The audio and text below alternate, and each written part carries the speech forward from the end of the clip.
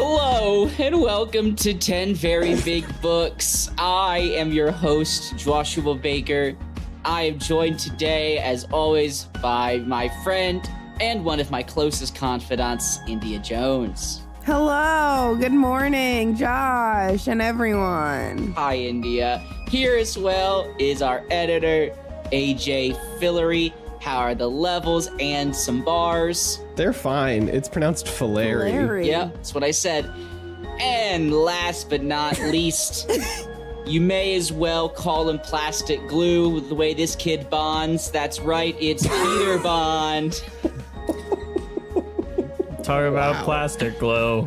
Yep. Yeah, that's me. Hey, what's going on, baby? It's the new year, and you cut me off last time, but I'm making a prediction. 2022, humanity's best year yet.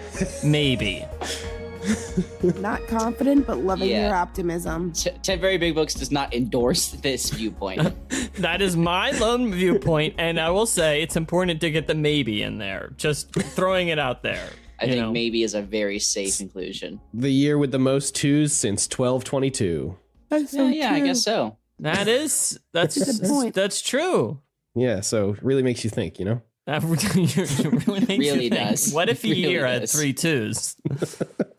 And 1222 is a great year from my memory. I mean, not for many people. There were many people I'm sure it wasn't good for. Yeah, I don't really but know what like, was going on at that time. Were there dinosaurs? Huh. No. no dinosaurs, but I couldn't tell you exactly what was going on, but I'm going to imagine there was very few elite people living in and oppressing a large amount of feudal peasants. Yeah, pretty spot across on. the world. Pretty spot on there. Sounds pretty If you could accurate. imagine a society that imbalanced. Yeah. Oh yeah. I'm looking up 1222. Yeah, no dinosaurs, huh? Any big events that year, India? Yeah, there actually was the Golden Bull of 1222, which was a charter granted by King Andrew II of Hungary, which stated the basic rights and privileges of Hungarian nobility and clergymen and the limits of monarchs' powers. Wow.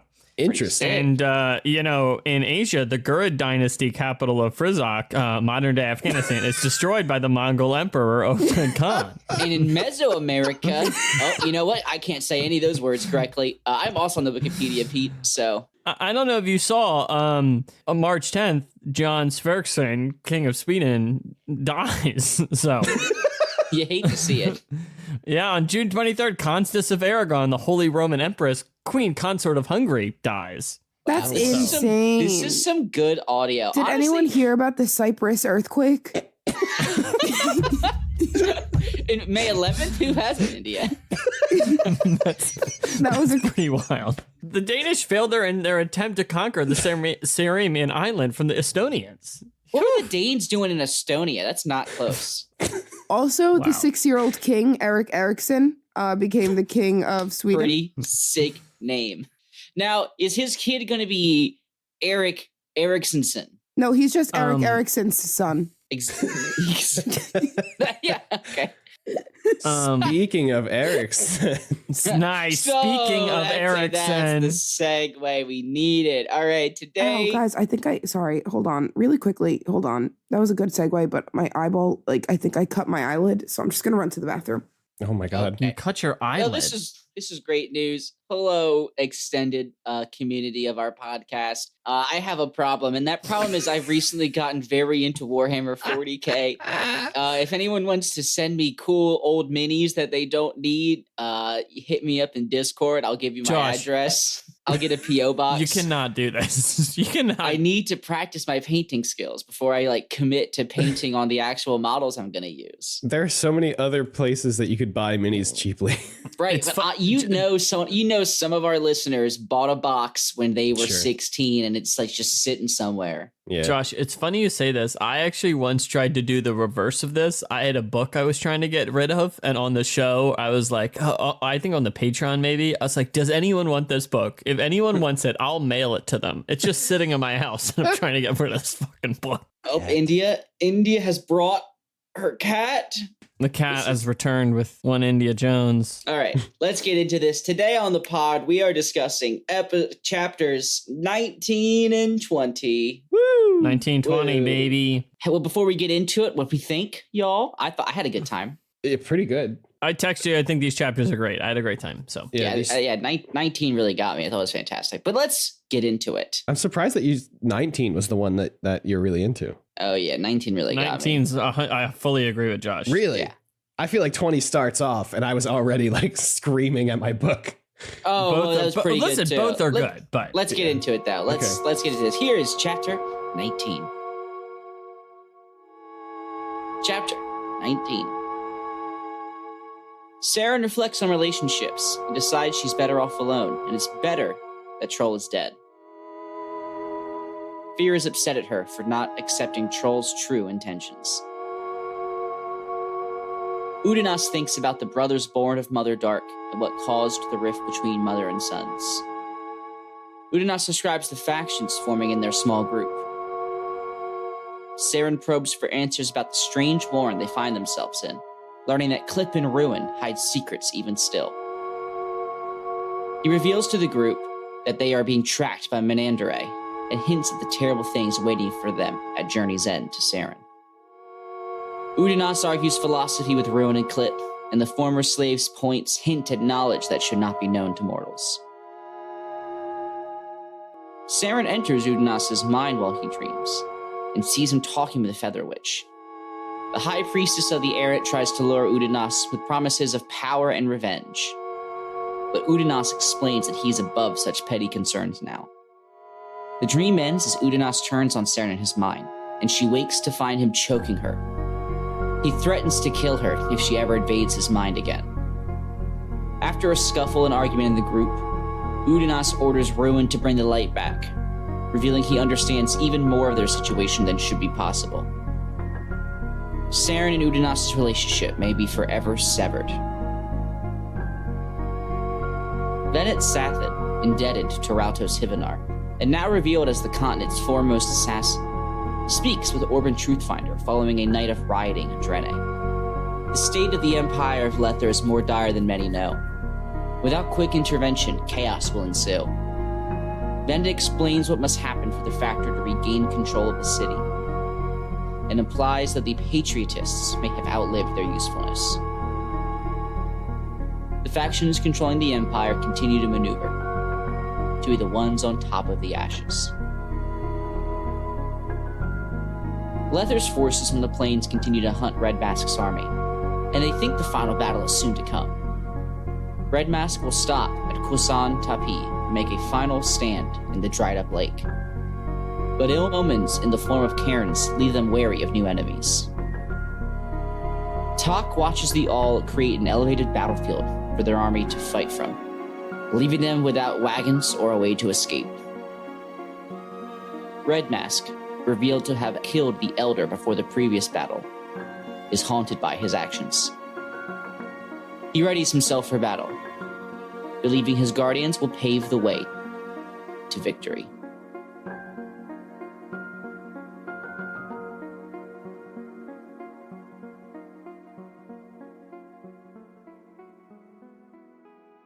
All right. So looking back, when I was writing this description, I really was struggling to realize there were only like really 3 like big sections of this chapter, and really the biggest is this opening with the Seren crew. Mm-hmm. Yeah. Okay. Do you have a comment? I don't want to totally disrail, but I'm kind of interested in disrailing you getting it going. All right, sure, go for it.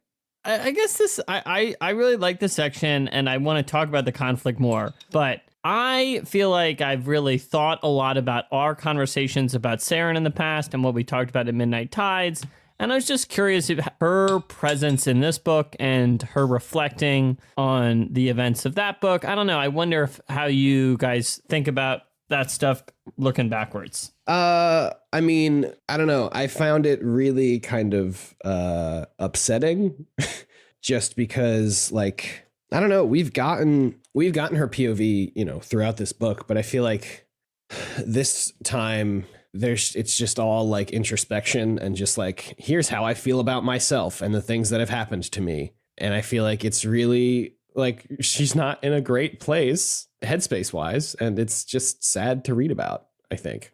I found this the most enjoyable Seren POV I've ever read. Enjoyable in what way? In that I read it and didn't hate reading it, I guess. I don't know why, but I felt like a lot of what Seren has done in these books, it feels like is for a while let others make decisions for her. And I really liked that in this chapter. Even if I did not agree with the decisions, she made a couple, which for her has not happened in a while. And I really appreciated seeing her like actually be decisive for the first time in quite a while. And I really like to see her starting to get into some arguments with people. Like she argued with Fear. She didn't back down from that. She's been arguing with Udanas, but everyone argues with Udanas. So I appreciated her kind of just like sort of sticking up a little bit for herself and for Udanas later in the chapter. India? I really like Seren, and I think it's nice to see her POV of not being like this calm. Like, I don't know. I feel like she's usually, I guess in the last book she wasn't super calm. She had a lot of shit going on. But I just feel like it always reads very like, I don't know, like she never seems to be, actually she's been a sad girl for a while. I think maybe we're just realizing that Seren is not happy at all. And she's been sad. And it's just sad that she hasn't, like, I agree with what you say, Josh, but I feel like it really hasn't changed. I feel like she's just kind of going through the motions of things. And in a reflection, she's like, damn. And kind of realizing that it is time to maybe take more control. Yeah. Yeah, I think we've definitely seen a bit of a turning point for her in this chapter. Don't know if it's a good turning point or not, though. I wanted to follow up, I guess, more on, I'd be curious to specifically talk about some of the assault stuff, if that's all right with you guys. I mean, we obviously spent all that time in Midnight Tides talking about how we felt about that. And I guess some part of me, whilst I still remain largely frustrated with how this series kind of tackles sexual assault, I do find myself kind of engaged with her storyline, and I was just curious how you guys thought about that. And I feel like I'd look back on that conversation and think about think about Seren. And I was just curious if you guys felt any differently, or was just curious about kind of circling back on something we talked about in Midnight Tides. I somewhat bring this up not only because obviously this is, I think, following up on that plotline is important to Seren's story in this book, but obviously is a part of kind of this scene, which we'll talk about more in a sec. But also, I think following up on Udanis's assault in Midnight Tides is also kind of a part of this scene in this book. So I guess I was just kind of curious about following up on that. If this works, I don't know. I know it's a heavy way to open it. I personally, I did not think about it too much. The only context in which I really thought of it, Peter, was in her description of what she did to others. You know what I mean? I felt that was a little, that seemed to be pretty important, that she was like seeing herself as raping others. Like when she went into Udanas's mind, she used that language. And I thought that, what? Yeah. I had a little line of speaking of that thought. Sure. Go for it. I surrender in order to demand, relinquish in order to rule. I invite the rape because the rapist is me and the body here is my weapon and you, my love, are my victim. Yeah, it really seems like she has taken some, like, I don't know, she's in some ways... But she even spoke in some way about with some of that similar language in the aftermath of her assault in Midnight Tides. We can move on to talking about the direct scene. I guess I just wanted to note that I've been thinking about it a lot and was curious if you guys have been thinking about it. What were you going to say, AJ? This is like the first time we actually hear her talk about it since Midnight Tides, or like think about it, you know. And that line that I read, I think was why I found this part so like really, really sad, is just because the way that she views herself and her place in the world is like, I don't know, she is like, I don't know, she views herself as a weapon, I guess, but in order to be that weapon, she feels like she needs to victimize herself, which just feels really shitty and bad. Makes me upset for her. And I don't know, like we had her do some reflecting on it in Midnight Tides, but I feel like outside of the aftermath of oh God, what was his name? The merchant that killed himself. Outside of his death, and the immediate aftermath, we haven't really seen her like this low, I guess. Or at least like express that she is feeling this low. And so yeah, I don't know. It just very very upsetting and sad to me. And when she's talking about fear, like giving his whole soul to women, she says, "We will not handle your soul like a precious, fragile jewel. No, you fool, we'll abuse it as if it was our own, or indeed of lesser value than that, if that is possible." And it's just like, she really just has this like terrible self-image, and has like broken herself down into thinking that she is just this, like, I don't know, basically like a stone to be thrown, you know, as a weapon, but like doesn't have any value other than that. Which is just really, really, I don't know. It's just like profoundly sad to me. I agree. It's fairly sad. And as you're talking about it, it's bumming me out. So yeah. All right. That's I think you do a good job of articulating some of how she's feeling. Yeah, that was great, AJ. Yeah, and I guess that doesn't really speak to exactly how I'm thinking about the assault stuff, but I guess that stuff didn't really cross my mind so much as just her being sad and feeling bad about herself. Yeah. So thanks for a little derailing, Josh. I just wanted to check in on that a bit. So of course. India, we've known there were tensions in the group for a while. What are the factions that you see in this group? Who do you think? Which of the characters do you think have aligned themselves, and which ones are still kind of out there trying to figure out who they need to be with? Where do you see the chips falling right now? Yeah, so understanding that they all started as just random people thrown together, which was kind of a shit show. I feel like coming in at number 1, we're going to have Kettle and Wither. What are they even doing here? Yeah. I constantly forget Kettle's there. They've really faded in the background, yeah. They bring no drama. They just talk shit on the low to each other. And Kettle's always like, why are they so pissed? And Wither's like, they just are. So I think that they are our number 1. They're the most solid. They're the most consistent. We don't see them a lot. Maybe that's why. Then I'm going to hit us over to Silchus Ruin and Clip. I've heard of them. Yeah. Then I feel like Fear and Seren are like, I don't know. If I had to assign the next group of friends, unless I would just leave Fear, Seren, and Udinas just on their own. I really feel like nobody is. See, that's where I was struggling, India, because before this chapter, I totally felt like Seren and Fear were on a side, and it was kind of like Udanas and Seren were almost also there. I would have put the 3 of them like sort of together. After this chapter, I feel like they are fully individuals who are like not with each other, right? Okay. I'm glad I'm not crazy. It's funny how at the start of the book, it's not like you would have been like, yeah, there's great team unity or anything. But now it's somehow gotten way worse. Yeah, you would be shocked to know it gets much worse. Just as like a normal story progression goes. It's like, yeah, they were not friends, but then they band together and make it work and end up being like life partners, but not here.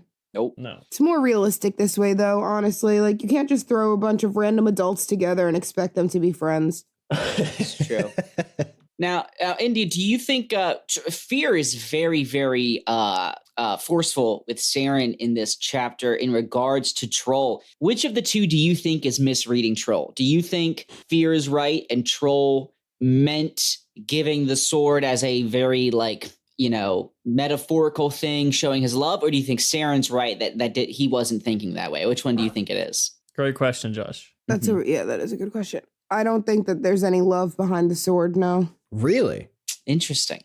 Do you? I have no comment because 5 months ago I got spoiled on an ending thing on accident. What? Interesting. Yeah, good old Steve did an AMA on Facebook, and I was like, that's so cool. And the first question was like, so what do you think about boom? Shit. So yeah. Bummer. It's pretty funny. All right, AJ, what do you think? Yeah, AJ, if India thinks there's no love behind it, where are you sitting at? I don't know. I think I sit in the opposite tank. I think I'm with Fear in this one, just because I think the Seren telling herself that there was no love behind it, I think is just a safety mechanism for her. They barely knew each other. They did barely know each other, but like, if you go back and read the parts where they interact, it's like it could just be written as like a love at first sight thing. Like it's like a romance novel levels of like you see this person and like they get you and like I don't know. I would have to go back and reread to catch that, because in my first initial reading I definitely was not really like Seren intro sitting in the no, not really. Really? I mean, like, I thought maybe that would be cool because everyone else that lived there sucked shit, you know? And I was like, well, these two don't suck shit actively. So, like, I guess that'd be fine. Man. I just never think love when I read these books. Like, nothing ever reminds me of, like, oh, they're going to fall. Humans like, I've been let down how many times? How many times I've been let down about love that I expected to come from this fucking book? I'm not making the same mistake again. There's no love. It's very funny, and I think the first couple of books, all of your like long-term predictions were like, this person's gonna end up with this person. They were, and now it's just like, I don't know, somebody's gonna die or whatever, you know. Eventually, I finally realized that was never gonna happen. Right. In the rom-com world, it's when you actually become jaded with love is that then someone comes along and teaches you that you should have been believing in it all along. That's true. And in the Hallmark world, it's when you've taken a vacation from your corporate job to go to a small town that sells only gingerbread houses. And Christmas, and you meet your love in a Christmas tree farm and he works there. Right. And their dad's name is Santa Claus. All right, India. So next December, I think you should take a trip upstate. Find a small bed and breakfast with the books. Right. Just stop along the road. Bring the books. I wonder if you actually went to one of those places and just tried to LARP a Hallmark movie. What would happen? You know, just go to any place you walk in and say, "I could use some hot cocoa, please. Extra marshmallows." Then spill it on a guy walking in. Right. Oh my God. I'm so sorry. So good. I want this. You're just so frazzled by your corporate job. My name's India. I work in New York. Correct. Anyway. Oh, God. Okay. Now, AJ, Peter, we're going to get to Peter. Peter, do you think of Silchus Ruin as a sad little boy who misses his mommy, as Udanas has decided to think of him as? Really good stuff. Udanis is, we love him here. And Silchus Ruin's an interesting guy. I feel like it's kind of interesting to see Udanis kind of cut him down to size because he really doesn't buy into the Silchus Ruin hype. And I would say it's Silchus Ruin and Animander Rake are both characters who I guess we see Animander Rake do some stuff sometimes, and same thing with Silchus Ruin. But also, like, I would say 80% of it is everyone being like, whoa, he's such a big deal. Yeah, I know. And then there's a bunch of passages where it's like, well, and then everybody said he was a big deal. So it's kind of interesting to have the kind of skeptic presence around when you have people with such a big reputation. Mm-hmm. And also there's some allusions to some deep Tisty lore, of course. Yeah, Jesus. Now, AJ, my question for you is, do you think Steve was chomping edibles or chuffing water bongs when he wrote the passages talking about the what existed before darkness? Yeah, because dude. that was some three college dudes sitting around a lava lamp kind of discussion right there. Yeah, man. I mean, Josh, I don't know. I don't know what you want me to say here because I fully agree. This dude was fucking blasted and was like, "Yo, what was before nothing?" That's funny as hell. What I hate though is that like it is mostly metaphorical, but then sometimes I feel like I'm expected to follow it on like a literal level about whether Shadow was the reflection of, and I'm like, wait a second, what's the fuck's going on right now? Yeah, it was too much for me. I had to breeze through a little bit. I was like, I can't handle this right now. Yeah.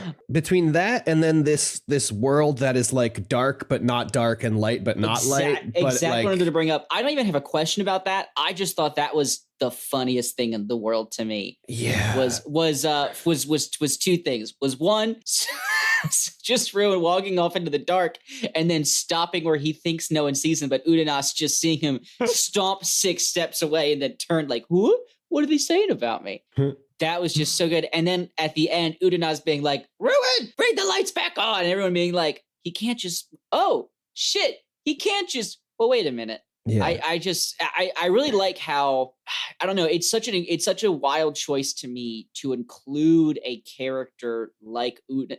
I just feel like I've never read a character like Udanas in any other book, right? Have you guys? He's great. No. You know, I'm a Udonis fan, and I feel like I've grown to like him even more in this book in a way. I feel like so many there's so many characters in these books that I've like read, I can imagine them in another setting, or I've read a book where someone's kind of like that. I've never met someone who's just so horrendously sarcastic and, offhandedly cruel, but he's a cruel guy in a way. He's a cruel guy, but you cannot help but root for him at the end of the day. Because he was a fucking slave, guys. I know. And it's he's just a crazy character. And I feel like, I mean, not on our show, but I feel like I just don't know if he gets the love he deserves. I think such a well-written character. I've not thought that until this book, and probably not until these chapters did I really just go like, God, I love Udonis. I feel like I would be like that too. Jaded as fuck. He's just jaded.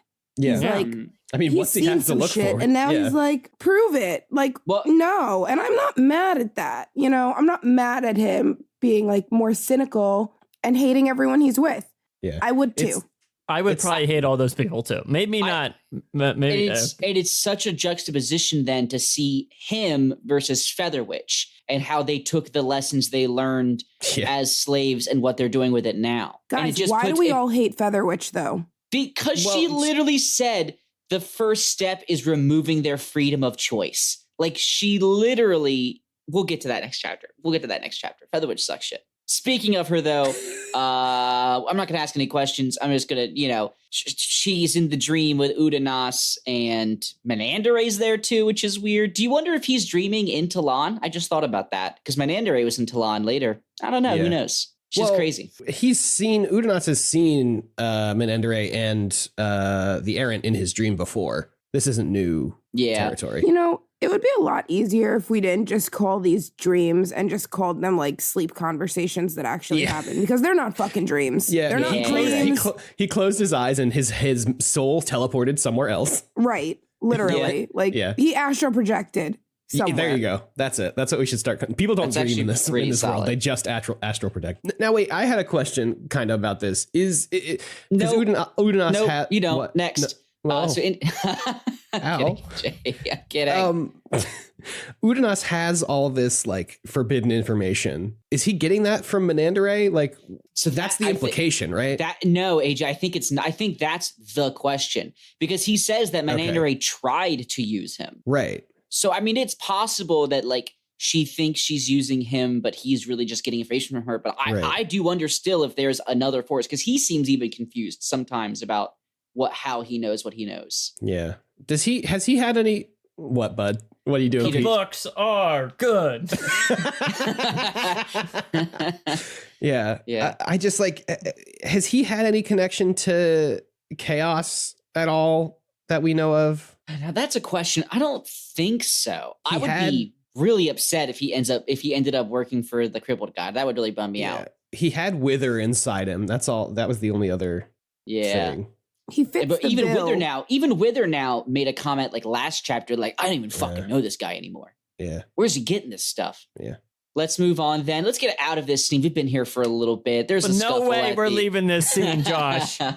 No, the pivotal moment is Seren. Yes. Josh, no way we're leaving this scene. So it's like Udonis is there, and it's like he's rejecting the hero's call, right? It's like they're there and they're like, you should be a hero. You should fucking do it with us, And it's like you're comparing Feather Witch and Udonis and the lessons they took from their enslavement and this trauma. And it's like, what did they learn, and are they going to like continue this cycle? What is their role in this type of violence, and what is their role within this system of violence? And like, as you can see, Feather Witch, like the Lady Ghostbusters, answered the call, and she, is like really uncool, and Udonis is like, I'm not doing it, bro. And it's like the hero narrative is like being used to like, is like to perpetuate systemic violence. It's like, what if a system of violence used a hero narrative to make someone feel like a hero to do bad shit? And it's like, what are the stories the systems tell us, man? And it's like Udonis is like a pass. It's a no from him. And we love that for him. And we stand a king who's refusing the call. He does not answer the call. He is not a lady Ghostbuster. And fucking hell yeah, baby. The books are good. Boom, boom. Nice. I mean, that wrapped up pretty much all my thoughts. I did not really think of it in the context of the hero's journey, but that's also because this is my first read through. It's a classic. It's a classic reading of this thing. But it's like, what if the systems are telling you it's a hero's journey and you're being fucking tricked, man? Your life's not a hero's journey, bro. Fucking Christ, man. You guys ever play Fire Emblem Three Houses? Yes, I've beat it 4 times, AJ. You know this. I do know that. It's kind of like that, except they don't deny the hero's call. They just say the system is right. I am a hero, and then destroy the world.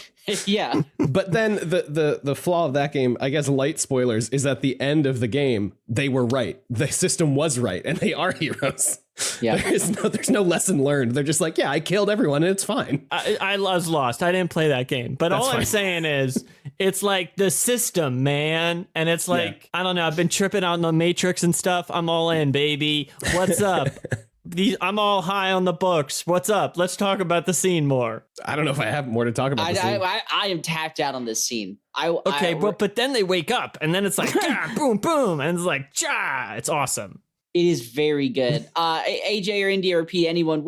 Obviously, this has lasting implications. But do you think this rift between Seren and Udanas is permanent, or do you think they'll be able to overcome it?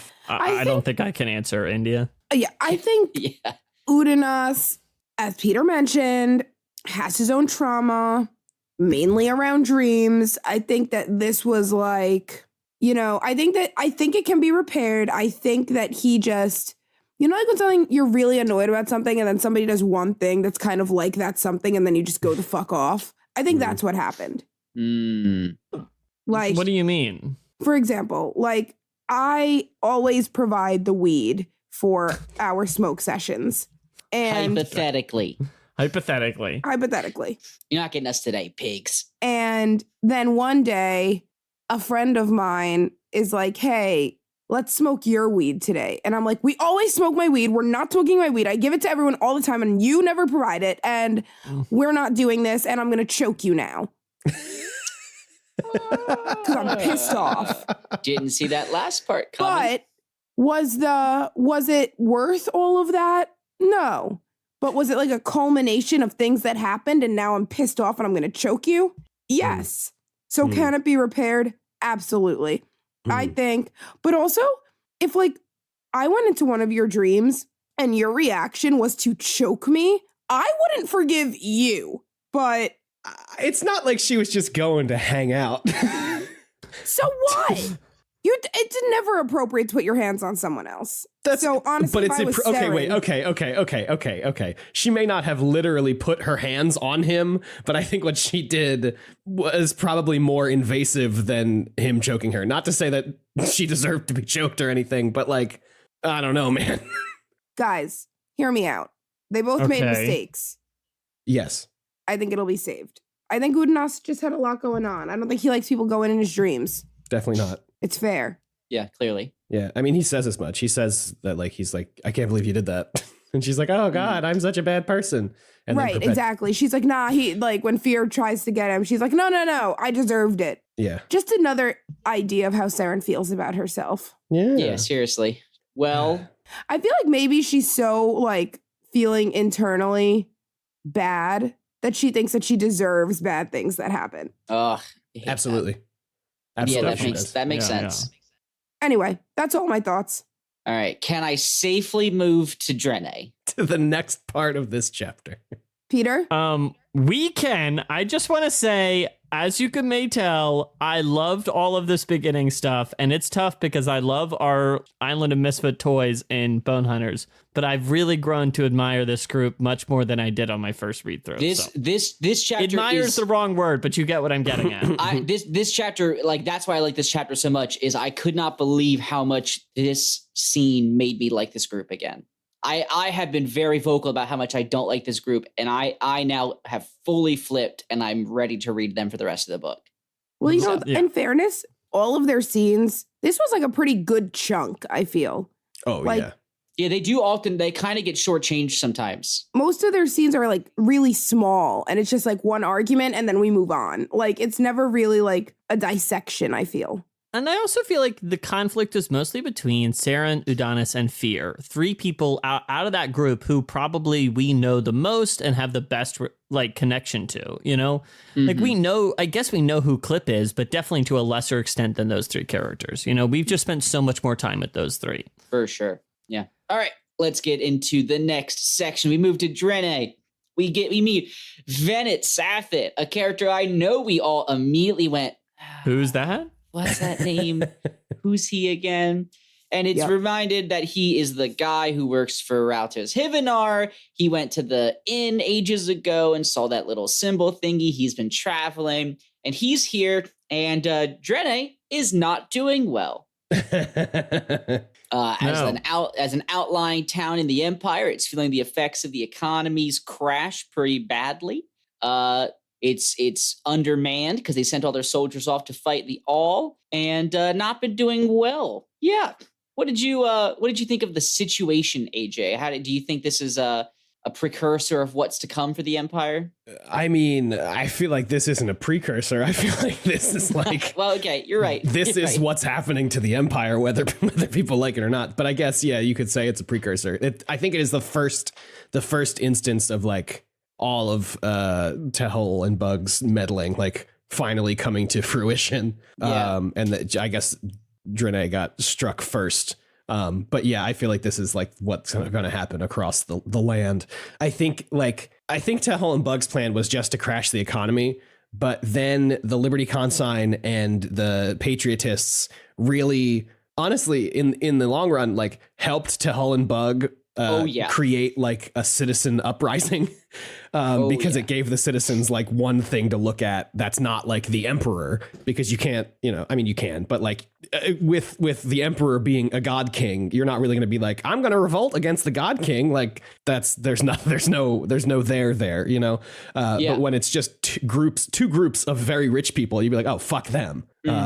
Yeah, I mean, we see that here even. There's no Liberty Consign, but we see in Draenei that the factors hold up in his estate with the Fumating Guardsmen. And Orban Truthbinder seems to think he's about to do it well until this conversation reveals, stupidly, I didn't appreciate it. It's revealed that Venet Sathit is the foremost assassin on the continent. How did you feel about that one, India? I don't know. Honestly, it meant nothing to me. I don't know should I have thought it was someone else? No, it's not like, I'm with you, India. I'm going to go on a bit of a soapbox. I thought this was stupid because it's not like it's revealed that many killings we thought were done by other people were actually all done by this guy.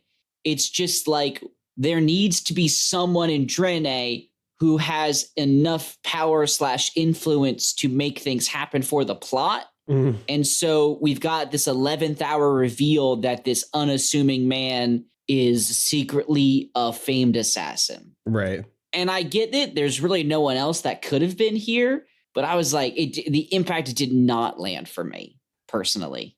Josh, I agree, and I think one of the effects of some types of these reveals, it's not only with this type of thing, is that I feel like there's a kind of cheapening power that comes with this, because it's just like, yeah, I mean, sure, I guess if Steve says this guy's whatever, it's whatever, because that's the rules of the game, but like, we have no reason to believe this, we don't care about him, we don't understand his power, and if we can just say he's that powerful, I don't know, it kind of just, and it's just a big stroke, On your reread, are there any hints we missed? Like dropping that this guy's a famed assassin? Because like in every conversation he has, I don't get that. Josh, I had forgotten he was a famed assassin. So that's my answer. Right. So he doesn't make it out of the book. That's funny. Yeah. So maybe I should have no commented. I don't know. No, it's fine. No, I didn't think much of this guy. I didn't think he was going to be that impactful. Every time I hear his name, it's like the first time. Yes. Yeah, I get that. Yeah, I thought this scene was okay. Obviously, really, it just has to happen to sort of, if the Lether force on the plains survive and they come back, and off screen the town of Draenei has gone through some terrible uprising, that might not work very well. So I get that we had to be here for it. I thought the only thing that was really interesting was Sathid, basically saying the patriotists are over.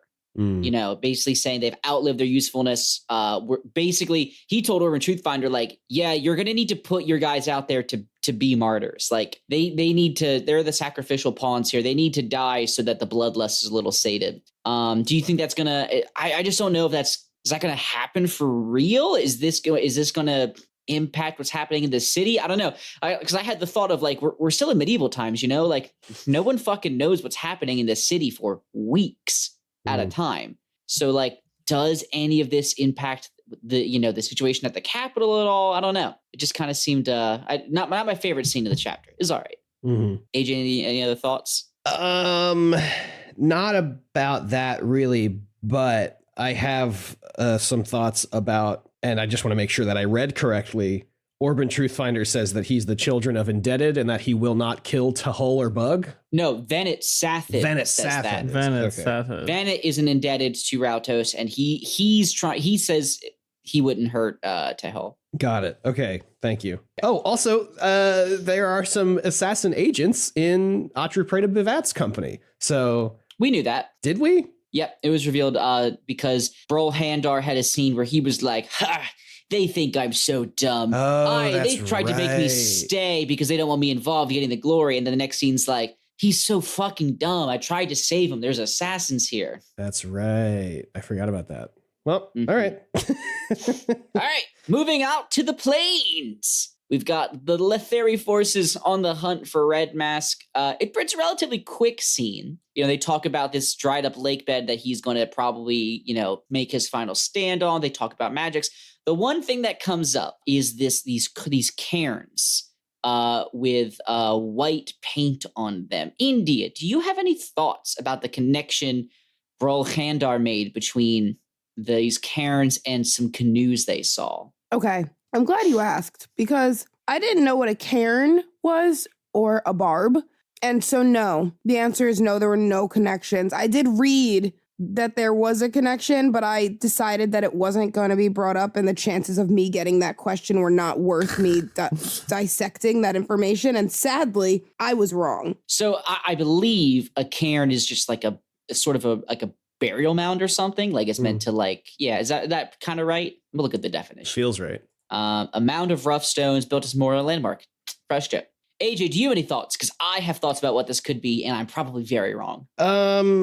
I don't know. I'm looking back at the section right now, but it just says tufts of wolf fur and teeth. And I was like, okay, the wolves, great. And then it's the tusks from some unknown beast. And I was like, okay, maybe it's fucking the boar god.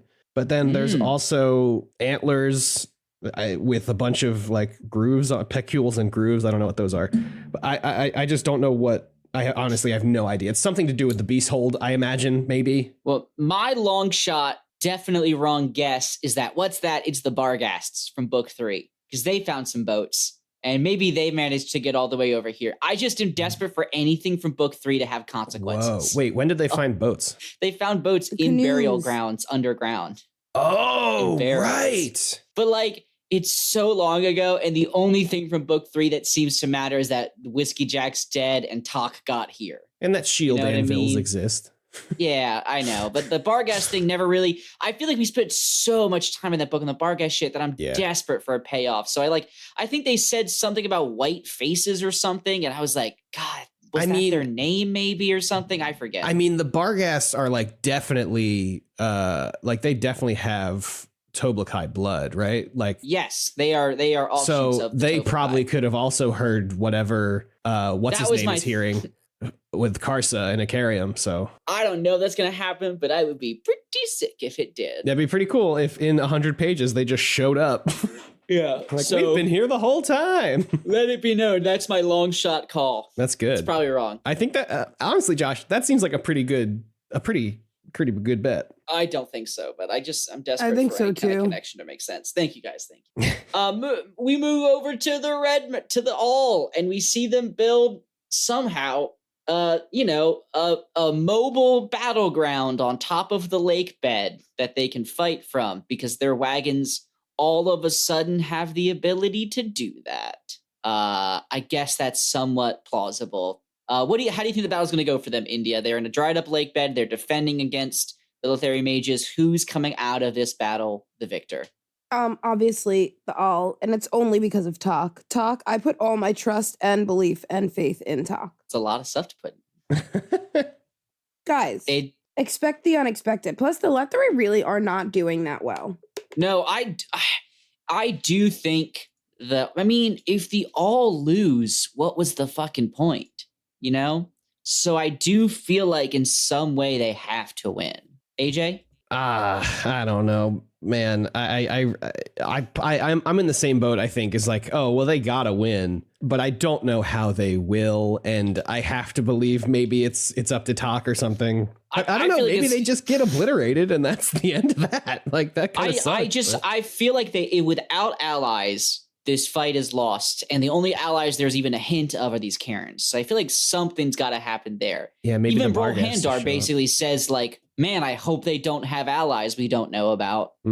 But clearly they don't know about them either, so we'll see. Yeah, I'm just trying to, because the epigraph at the beginning of book 4 is from Talk before Kwasan Tapi. It starts off, I went in search of death in the cast down wreckage, and then talks about how... it talks about the blood tents and stuff and him being behind them. You're right, it was very... He says, I failed in my proud quest to a scything flint blade and lying a sword lost to summer. I don't know, I feel like he was looking for like Talana Mass or something. Somehow, I don't know, or like ghosts or whatever, because he's got that special eye that can see things. It's true. So I don't know if we're gonna Lord of the Rings Ghost Army it or like what, but I would love a Ghost Army. Yeah.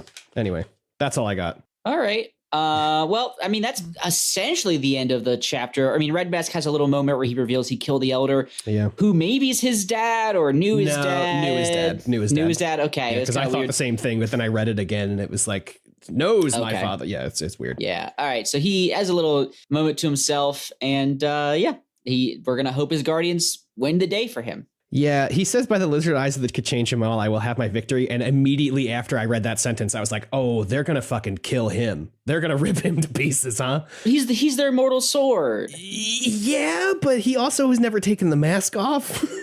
That is true. There was some stuff being said that made me think he was going to take his mask off, and it's going to be like quite the reveal. I don't know. Maybe he takes his mask off and he is also just a reptilian man. He's Talk also. There's two. He's Talks. Took. I don't know. Thank you, Josh. Took. That really got me. All right, let's get out of here. Let's move on to chapter 20. Everyone okay with that? Yeah, that works for me. All right, here we go. Chapter 20. Chapter 20. Ruth and Trana visits an Azeth house under the sea. There, he meets Knuckles and her mother, Commanderos. The two discuss her imprisonment and how Rake was involved. They give Trana important advice that he must remember, which he promptly forgets as he leaves the house in search of the place of names. We meet Rud Elalle, Udanas' now fully grown son, who speaks with his mother, Menandere.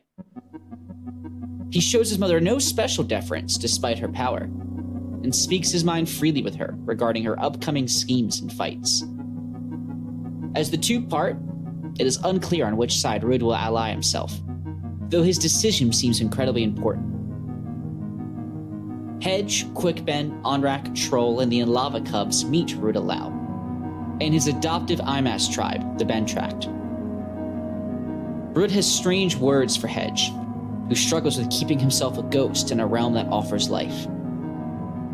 While Hedge spouts off his frustration and hatred of everything to Quickben, Onrak and Troll discuss their purpose on the journey, which they believe to be mostly over once they get Quickben and Hedge to their destination. The group also meets 3 other Talanimas, who had undergone the ritual and returned to their former tribe. The tension is immediate. In one of the most comically opaque openings of a chapter I've ever read, Fade attempts to kill Sandaleth, but is thwarted by Demander, who tries to kill her. Withel steps in to break them up, but not before Fade is horribly injured. Sandalath forbids anyone harming Fade further and leaves to get the adjunct. But Withel decides to finish the job, throws her through the window when Sandalath leaves. Demander, exhausted from days spent awake watching Fade, decides that his people should stay with the Sheikh and help them recover their lost pass. The next day, Twilight and Yadan Derrig discuss their future and come to the same conclusion about the Andi. On the Malazan ships, great soldier stuff happens. At this point, you love it or hate it, and we all know who falls into each category. On the mainland, the forces of the Eater and Letheri prepare to engage the Malazans, although their alliance is tenuous at best. Janath begins to remember her past torment by the Patriotists, and this time it begins to break her. She wonders about the fate of Tehol, who she believes will be the victim of the Empire's most publicized drowning. The challenges are underway. Samar talks with Karsa about her worries for him, after the first challenger is killed almost immediately. He seems calm, but tells her that soon the spirits they have both chained will need to be used. She must be prepared. Also, they almost have sex. Veed and the senior assessor disagree about the fate of a fight between Akarium and the Emperor, but both agree they will watch Karsa's match. Rulad, for the first time in a long time, seems to be thinking clearly. Maybe fighting and killing leaves his mind clearer, as he seems to almost fully grasp the schemes of both his Chancellor and Sita, both doing their best to mislead and outposition one another. He thinks of the threats to his empire, from within, the Malazans, and a new alliance of nations on the east, created by their own lies and deceptions, and wonders if it might be better to start anew, from the ashes. Featherwitch argues with the errant, as their cult grows amongst the damned and the wretched. She speaks of taking away the freedom of choice, as the slave becomes the enslaver.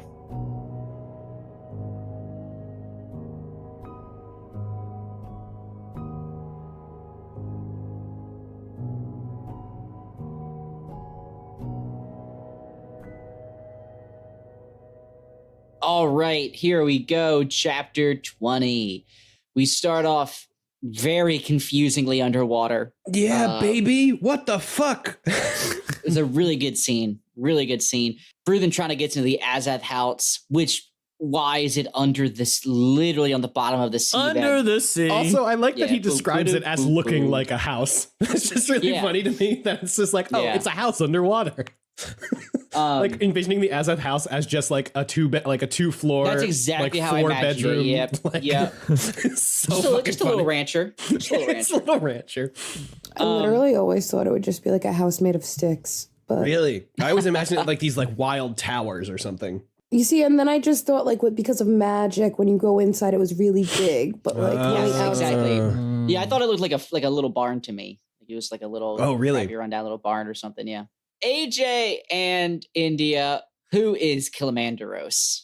Kilmandaros is from the prologue, baby. Way back in the beginning. Oh, I didn't even know that. Yeah. And they are related to everything that was happening in the very beginning with the Finnist and stuff, and Scabandari and Gothos and stuff. They're like the person with like the big fists. Like they're really kind of fucked up looking. We had a whole conversation about how they looked, but I thought Kilmandaros was the god of dragons. That is not true. Damn it. Are you thinking of the one whose veins are Warrens? That's Krull. Okay, I was just making So Pete, do we know what Kilmandaros is the god of? We've heard the name a million times. Should we have remembered what they were? We've heard it a decent bit. Should we have remembered what they were, Pete? I don't think you officially know, but you could know. Context, but we've heard this name. Yeah, there's some sort of elder something because they were hanging out with Gothos and Mael Yeah, you're right. I forgot about Gothos. You're right. Yeah. Oh, now I remember the big fist stuff, AJ. Yeah. That is ringing just a bell really now. weird looking fella. Yeah. Okay, that's ringing a bell. And now we're just hanging out playing Knucklebones or some shit, or are we? Now is Knuckles the character released by Karsa Orlong? Knuckles is the one from Sonic 3. He's red and he's got the and boxing they're voiced by Idris Elba? Yes, exactly. He's kind of the hot one. If you were to look at all the Sonic characters and say this one fucks, it would be Knuckles. Anyway. Yeah. I call him Daddy Knuckles. No, I think you're cut now, bud. Sorry to say. I can't hear you. Sorry, there's some sort of interference. Yeah. Pete, was Knuckles the one that was released by Karsa? I don't really know what you're talking about, to be honest. We've met Knuckles. Haven't we? I'm positive we have. I don't think so. Okay, so Josh is thinking of the one that Karsa and his buddies lifted the stone off of that killed his two friends. Right. Well, no, injured what's his name? Oh yeah. No. Killed the other. That Fork Elalle is named Calm. Oh, you're right. Now, so have we met Knuckles? Because I swear we've met Knuckles in these fucking books. I don't think so. I think we're Knuckles. It just seems like a pretty stock Fork Elalle to me. Like a lot of. They have another name. They have another name that they're not sharing, and that's what's like tripping me up. Is I feel like I've heard something, but I guess I could be wrong. I don't know. Pete's not elaborating, which makes me think I'm wrong. I feel like I should just be quiet. Is my opinion. All right, so I just want to know if we've met them or not. Yeah, maybe. Okay, all right. If there's some sort of elder Fork Elalle, I mean, the Fork Elalle are an elder race, I guess, right? Aren't they? Well, and it sounds like Knuckles keeps calling Commanderos their mom, so I guess that's like a whole thing too. I don't know. What's important is that Commanderos is there and believes it's because of a betrayal by Rake, but incredibly, Knuckles points out that Animandros Rake almost never betrays people. People just constantly assume he will. And so they betray him first, and then he's forced to kill them or whatever he does, which is fucking comedy gold. Right. Pretty good. Yeah. So we see all that. And then what do we got? Do you guys think he's going to make it to this place in names? Because they gave him some clear instructions and then he immediately forgot again. I don't know. Do you think he's going to get there and remember the important shit he was told to remember? He's got to get there. Like, he's going to get there. But is he going to remember the hyper important stuff he was told to remember is the question. Something about a path, he says. Yeah. So good. Yeah, I don't know, man. I guess we'll see. Yeah. I don't have many good questions about this section. It was just kind of info. Yeah. I don't silly, but not interesting. And like, I know you guys really love these chapters, but I don't know why. And that's it. I just think whenever there's house at bottom of sea inhabited by Elder God, I think that's going to be pretty cool to me. Yeah. But it's so confusing and nothing ever comes of it. And then if you don't take notes like AJ in the next 17 books, you have the payoff. It's just the payoff that I just don't ever. Unfortunately, there was nothing for me. Sure. You hate to see it. And to be honest, actually, you know what? No. I'm ready to move. I'm ready to go, guys. All right, let's move on then. We get out of here and we go to probably the pivotal scene. Well, it's pretty important. It seems to set up the rest of the book. We are back in the Warren of Talon and we are with Rud Elalle, Udinas's now fully grown son. Fully grown son. Cool. Fuck time. What, India? I said, no, that's cool. Yeah, it's pretty sick. What was your first impression of Rud Elalle, India? Why does he have Shirk's last name? Yep. Whoa, I didn't even. Fuck. You motherfucker.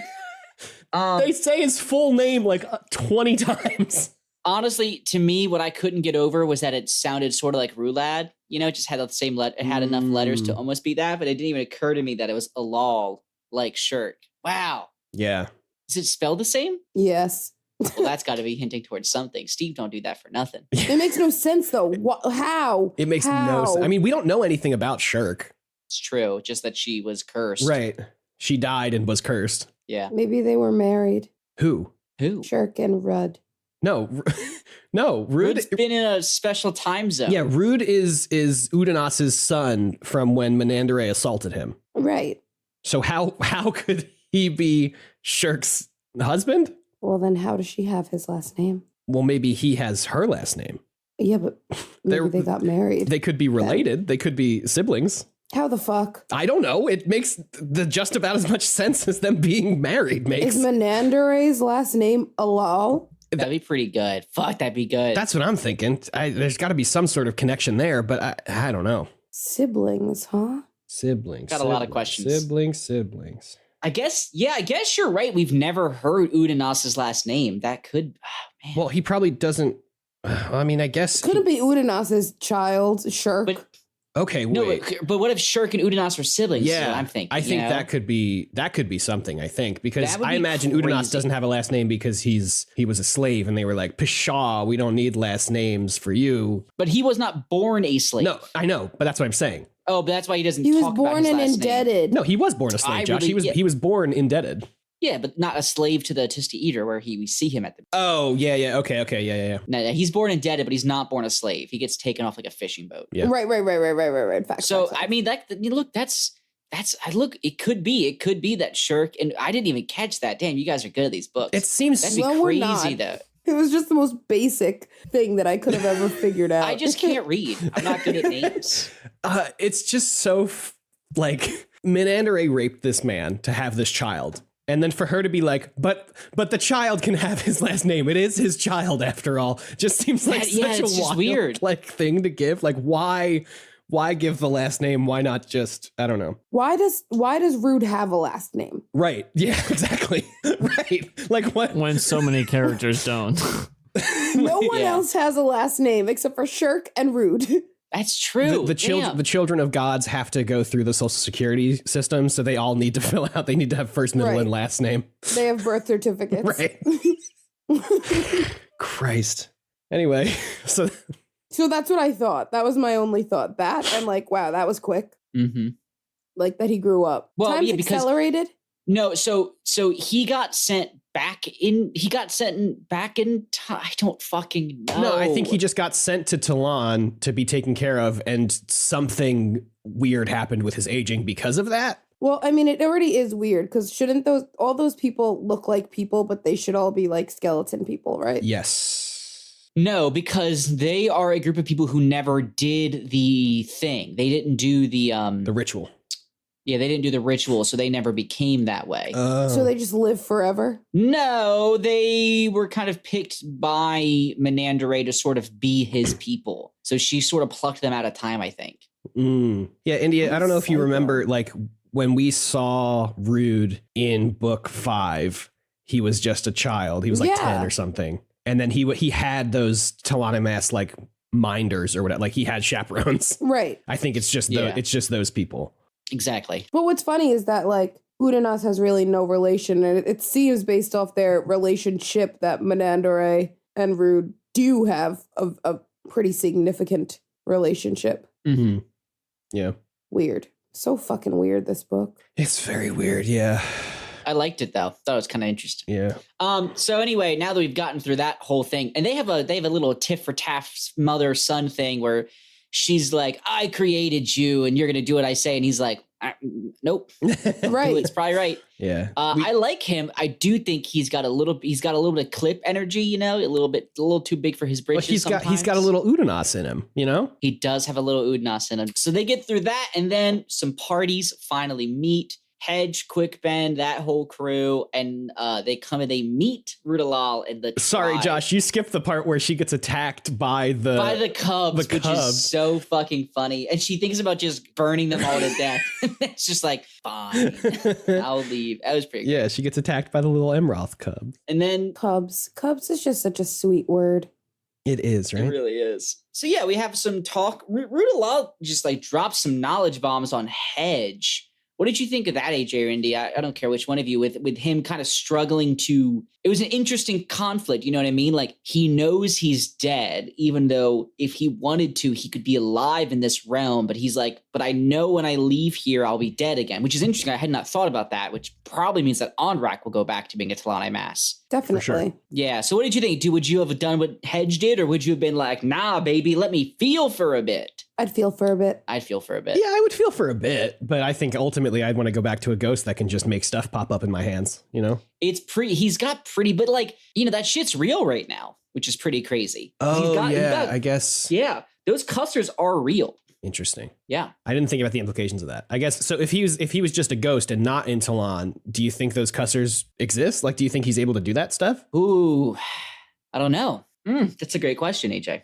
Yeah, well, I mean, you saying that they're real was really kind of what got me there. That's pretty interesting. I don't know. That is an interesting thought. Yeah. We'll have to see. So also, I've had fond-ish memories of Hedge, but current Hedge really gets on my nerves. Really? Yeah, he's a little too much for me. He's very like angry and frustrated and like just kind of hates on everything right now, which was getting a little bit old for me. And also some like legit tension between him and Quickbound. I always forget that the Bridge Burners are like pitched as this like happy collection of people in that first book, but like really they're always a moment away from killing each other, it feels like. Mm-hmm. I don't know if that caught anyone else by surprise or if we just kind of felt that was logical. Oh, I mean, I've been pretty quiet for this whole section. I think it's kind of interesting to come back here and follow up on some of these plot lines. And I also think it's kind of always a fun reveal when you kind of know what characters have been doing for their mysterious objectives for a while, you know? Oh, yeah. It's a good payoff. Yeah, well, I don't know. It's always just, I feel like that's a common thing throughout different books. When you're like, oh, it's always nice, I feel, when I was reading these books and you get to the end, you're like, I see. That's what's been going on, you know? Yeah. Makes sense. Troll and Onrak have some talking. They continue broing it out. Nothing crazy there. I guess the big thing is these 3 other Talani Mass who are there and who are 2 bone casters and the former tribes leader. Now, something that someone on the Discord pointed out, y'all, that I did not catch, and I'm gonna blow the 2 of your mind. Peter might get mad at me for revealing this, but apparently it is very easy to realize this in a first read through. Just none of us did. Sure. So the Talon person that was with Hedge, that Hedge blew up. Yeah. Who was like working for the Chain God. Yeah. That's one of the Teblor gods. Yes. I did not catch that. One of those 7 faces. I thought you guys literally put that together on the show earlier. No, we talked about how, I talked about how the Teblor gods were unbound, but I don't think we ever actually all came back to saying like, oh, she was one of them. Oh, you meant unbound in that. Okay, I understand. Now, here's something that's really going to blow your mind. You remember last book, what happened to Perrin and Co? When they got horribly killed? That was by them too. That was by the 5 former Teblor gods. Those Talani Mass that came through and murdered them. Didn't we know that? Yeah, we knew that. Did we not know that? Okay, well, look, I forget everything all the time. I think I vaguely remember that part, but yeah, I didn't realize that. Big reveal. I really. Sorry. I feel like they didn't hit with the power you thought they were going to, Josh. Yeah, that's most of my life, buddy. Well, but no, I saw that discussion in the Discord too, and it really blew my mind when I read it in the Discord, Josh. So okay, yeah, I was wondering if these 3 could be some of those Teblor gods. I don't remember exactly what tribe they were. You know what I mean? Or if these were just like 3. I don't know. I do sense that it's not going to go well. Whatever happens here. Do you think any of this party is at risk from these other Talani Mass? Do you think there's a chance this conflict leads to a death in our crew? Not in our crew. Yeah, I was gonna say, if anything, they're gonna wind up like blowing up Talon or something, but they're not. They're gonna be fine. I think Onrak's gonna die here, and he's going to choose to die here instead of going back to being a Talani Mass outside of this realm. Josh, that made my whole body feel sad. Yeah, I know. Just ruined AJ's day. I know. That's a full body sadness there. I really think there's a chance that could happen. Oh, man. Like he gives his life for Troll and he's like, this is something I couldn't do for you out there, but I can do it here. This fake situation is making me tear up. I have full body goosebumps and I'm like actively upset right now. Well, look, we can hope that I have not called it right. God damn. Feels very plausible. Doing? Let's see. Doing that Peter face. They turned away. That Peter face. So good. Man. All right. Well, we'll see. I think this was a cool scene, like lore wise, to see some big factions meeting. I'm now, this is shot to the top of the list for me of like storylines. I'm now really excited to see what happens next. So, before we go though, I just want to disagree with you quickly, Josh, and say I feel like this storyline will mean nothing. Okay. I like that called shot. It's pretty fun. Thank you. Yeah. So we're going to move on. I nearly just put the book down during the opening of the next scene with Fade and Namander and Sandaleth, because I found it so I wrote opaque in my description, in my chapter summary, and that is what it is. I could not see through what was happening. I just had to normally I'm really good at comprehending as I'm reading, but for this section, I literally just had to read the words until I got to the point where it was like, we're in Namandra's point of view. And I was like, Jesus Christ, was it so hard?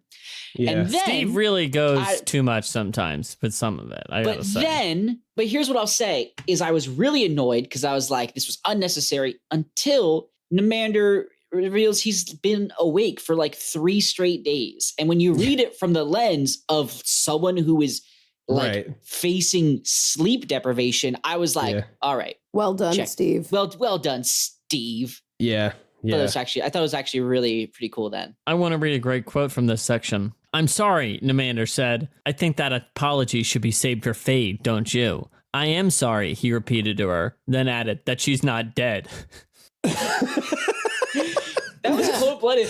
And this was also one of those times when I'm like, I hate television shows or movies where like every part of the plot can be described as people being idiots. You know what I mean? Like it's a nothing issue if everyone just wasn't an idiot. And this is one of those times when I wish Manager would be like, she was trying to kill you. I said it, Just say anything, man. Get it out. Thankfully, Withel is not an idiot. What do we think of Withel and Sandalath?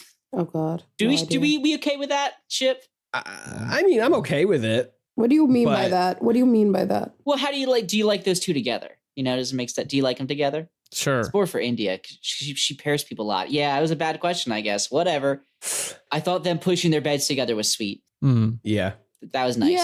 Yeah, I forgot about that. And then Withel just murders Fade by throwing her out of the window. Pretty great. Yeah. Oh, Namander broke both her wrists. Yeah, dude. That's nuts. Yeah, I'd be Pretty really brutal. pissed if someone did that to me.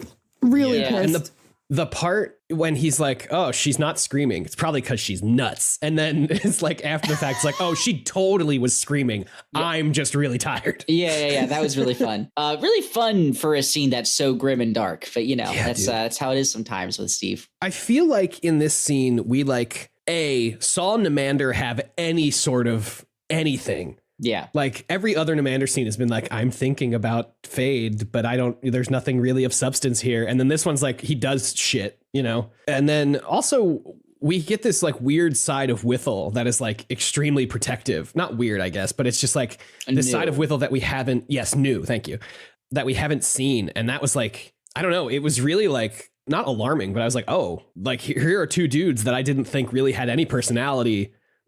And their personality trait is to protect the their mom and wife. I don't know. It struck me as wild. Yeah, it was definitely interesting. And the explanation of why Fade. Okay, now Peter, I would like a little bit of clarification here, if you don't mind. Maybe. Okay, so the Solanda was originally crewed by Andy.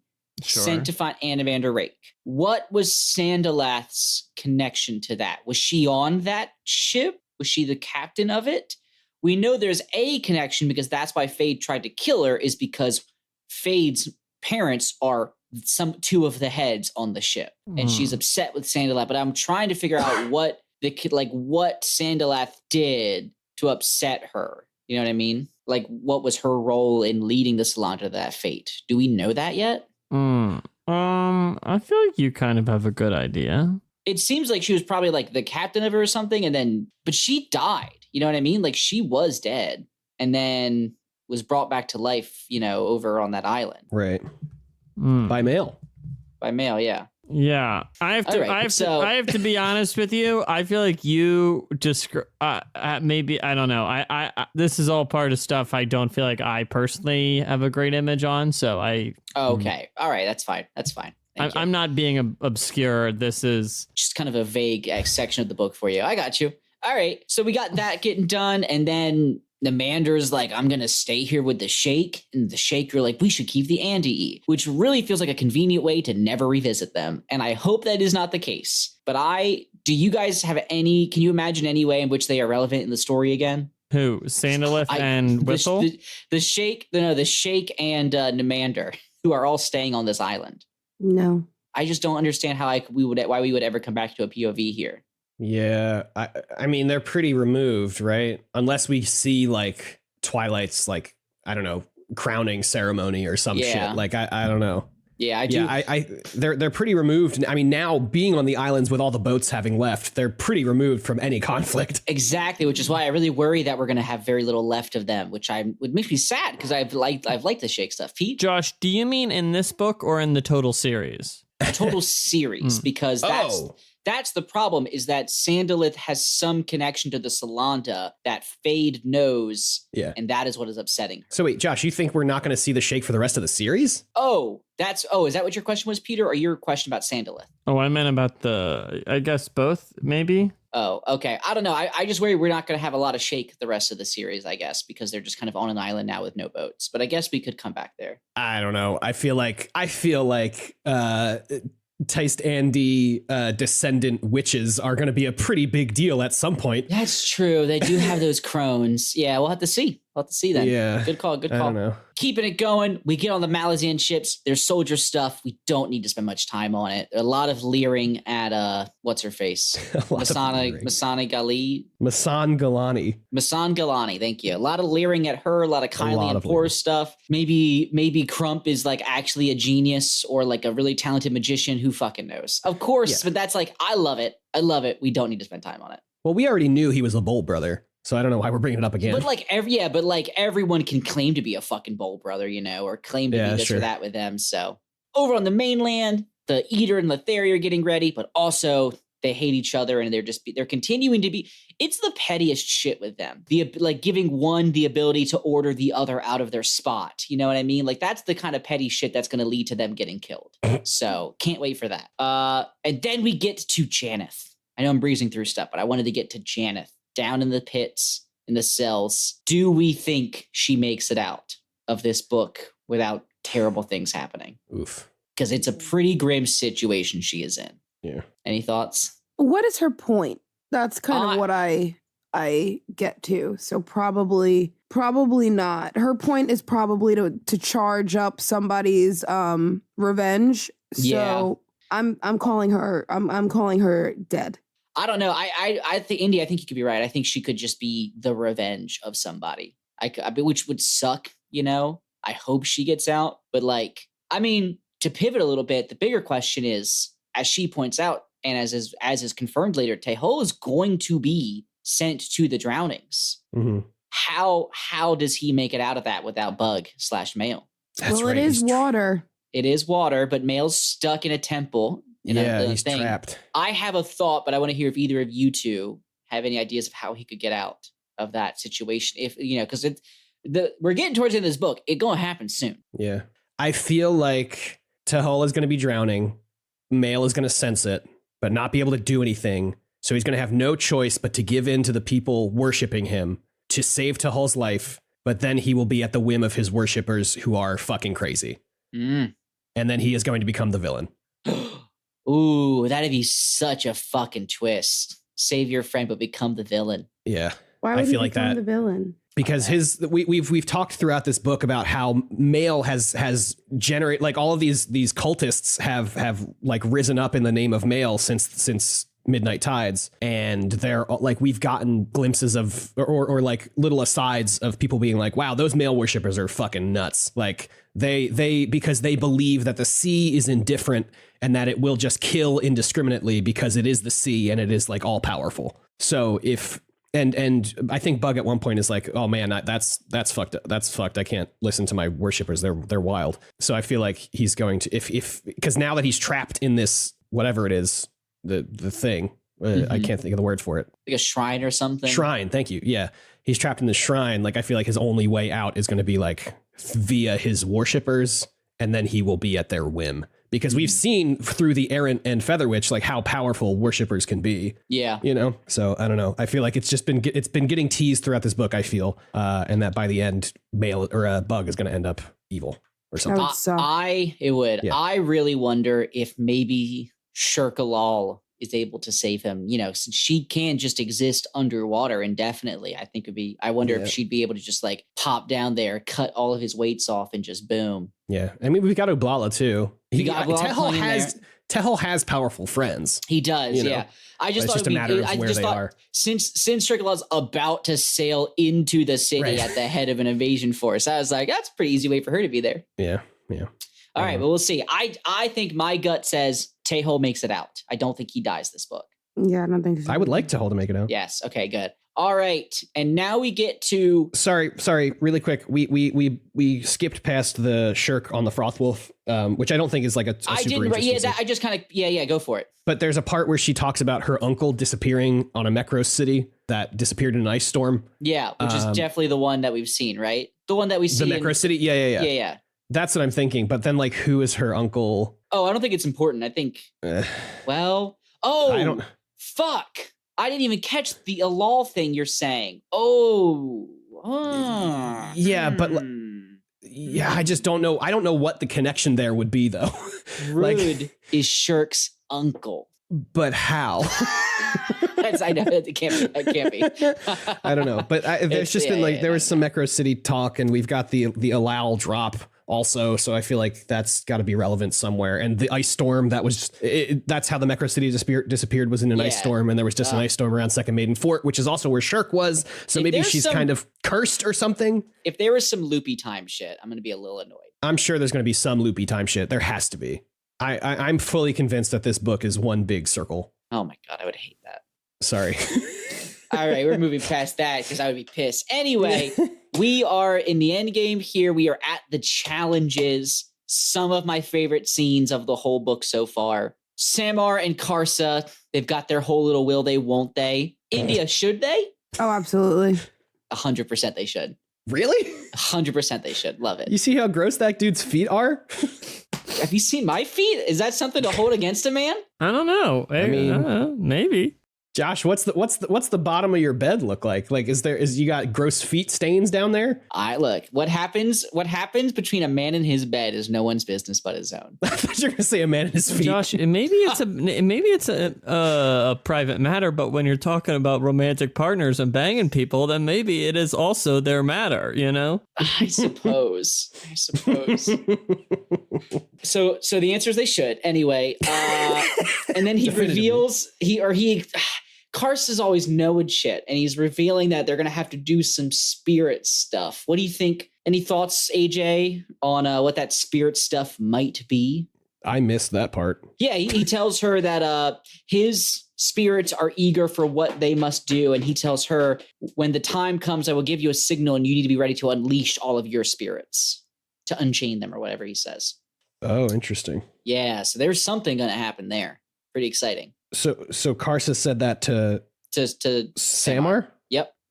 Interesting. I guess when I read that, assumed it was just more like Karsa chain talk. No, there's some spirit shit that's about like to literal? happen. Yeah, which I'm excited for. There's a Veed and senior assessor thing. They've kind of fallen by the wayside. Pete, how do you feel about those characters? Terralak Veed and the senior assessor. Well, what do you want me to say? I don't know. I'm trying to use you, man. You're just sitting over there. I'm not good at involving you in the conversation. Well, I'll tell you this. I hadn't eaten mozzarella sticks in a while, so I thought I'd treat myself to them today. And I ate 12, it was a huge mistake. 12? You had 12 mozzarella sticks? It was a huge mistake. That's a lot for like if you regularly eat mozzarella sticks. 12 is still a lot. That's 12 string cheeses. I just don't know why I keep doing this to myself. It was a real mistake, and my body hurts. You were on vacation mode, baby. Yeah, but you can't eat this many mozzarella sticks. It's a crime. So that I guess that's too many. I guess that's what I think about Terralak Veed. All right, I understood. Terralak Veed is the 12 mozzarella sticks of this book. Oh, God. What a descriptor. So then we get to actually see Rulad in action, and our little boy Rulad is a fucking stone cold killer. In his They grow up first so match, fast. he literally chops his opponent's arms off within the first 5 seconds. Brutal. And he's thinking very clearly. I just want to say I really enjoyed Rulad in this scene, and there's a part of me that would still love a redemption for him. Mm-hmm. I think his redemption is going to be letting someone like strike the final blow. Yeah, exactly.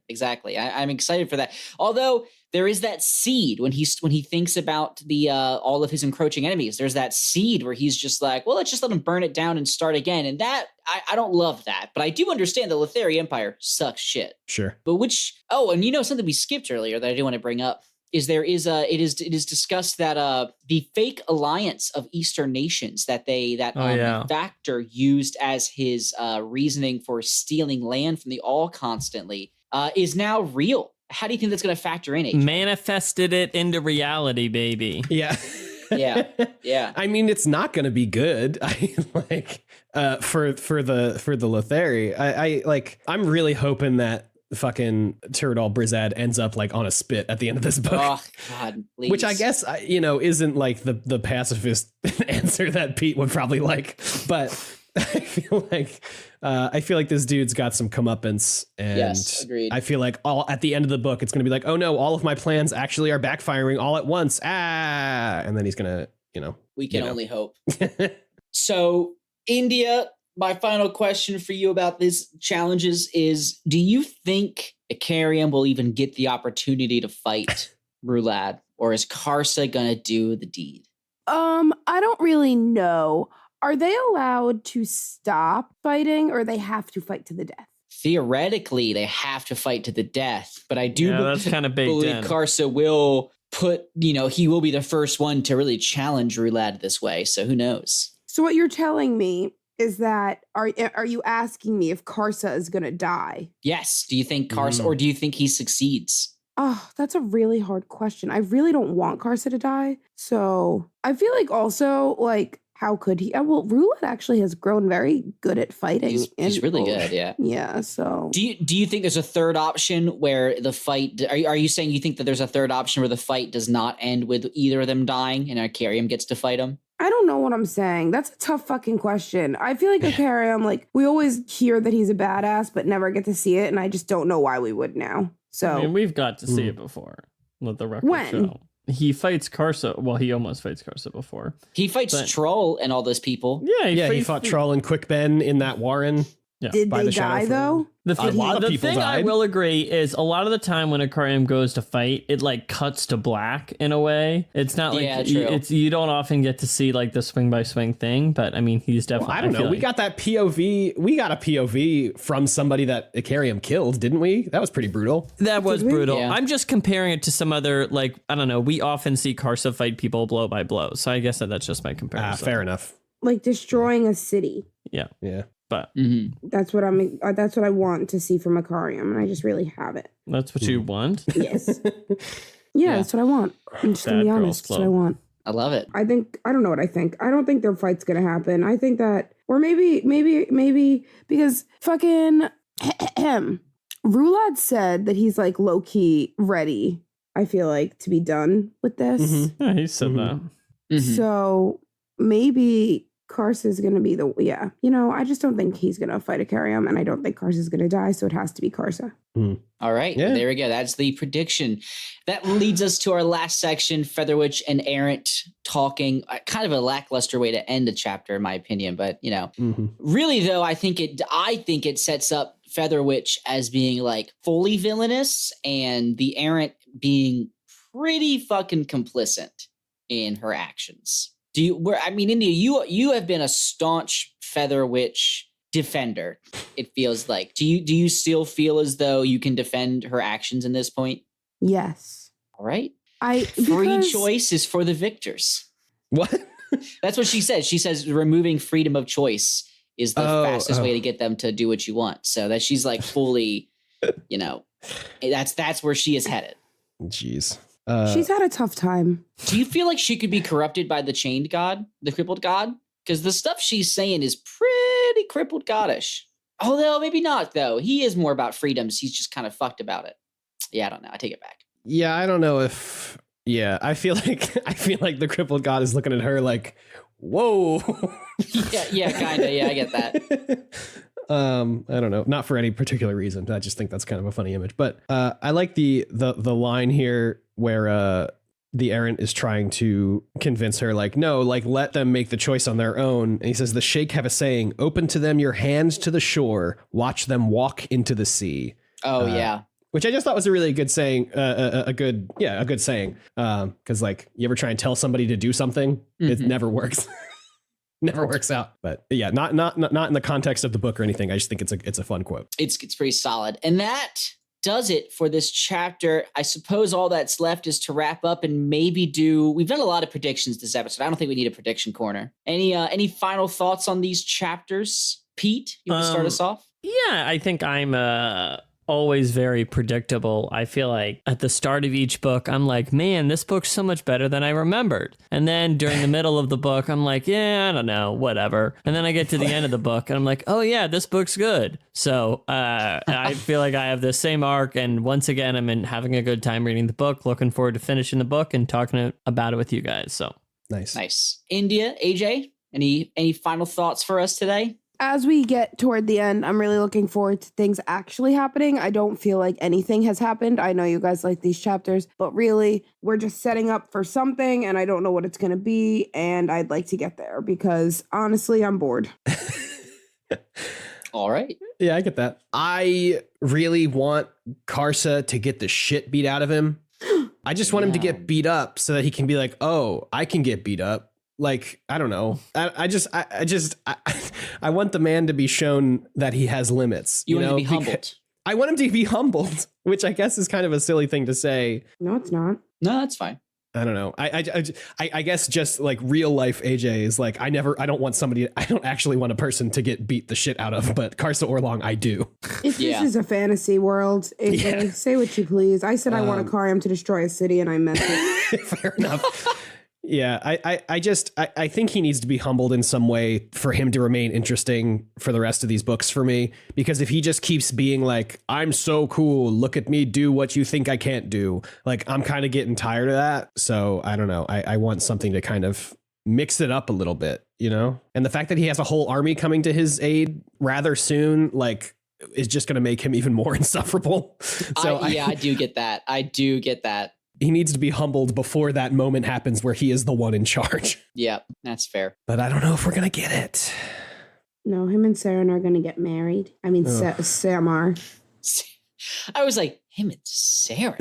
Right. That's a fucking called shot, India. No, those are, oh my God, my cat is so... Yeah. And then I just want to do one closing thought. Everyone with a pet, I want you to just think about the fact that you have a tiny wild animal living in your home. Wow. Fair. Oh, that's it. As she gets bitten. All right. That will do it for us today here at 10 Very Big Books. Remember, AJ, you do a whole spiel at the end, right? I do a spiel at the end. All right. I'm not going to do a spiel here. Right. It is... I don't know what I was going to say there. Goodbye. see you. All right. Bye, everybody. Bye, guys. Love ya. Hello, everybody. Producer AJ here for the first time in a while. Thank you so much for listening to this episode of the podcast, and happy 2022. We hope you are as excited as we are about the fact that we're getting to book 9 around the end of this year, which means the end is in sight. If you'd like to give us your thoughts or feelings about that, about this episode, about any of our episodes, you can always email us 10verybigbooks@gmail.com, tweet us at 10verybigbooks, or you can head on over to our Discord, bit.ly/VBB Discord. That's capital V, capital B, capital B, capital D, Discord. That link will also be in the show notes. Thank you to all of our wonderful patrons over on Patreon. If you'd like to financially support the show, you can head on over to patreon.com/10verybigbooks. That link will also be in the show notes. And as always, thank you so very much to Dan Gesrick for making our spectacular cover art. You can follow him on Twitter at @A_W_Dan_G for January 12th's Wordle.